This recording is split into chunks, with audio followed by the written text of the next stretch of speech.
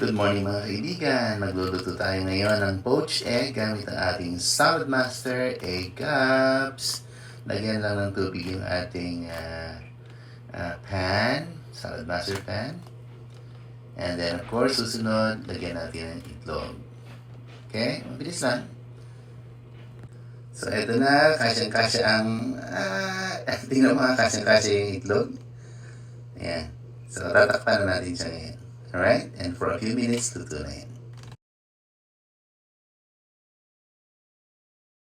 Okay, buksan na natin ang ating Salad Master cookware. Luto na ang ating poached egg. Ayan o. 5 minutes lang. Tapos na. Okay? Okay, so luto na ang ating poached egg. Ngayon, para maging with rice, of course, para maging kumpleto, lalagyan ko pa siya ng adobong pata sa tabi. Yan, kumpleto na ang ating breakfast. Ito yung patang niluto rin sa Salad Master na medyo talagang nahuhuyag na sa alam mo yung malambot na malambot, adobo yan.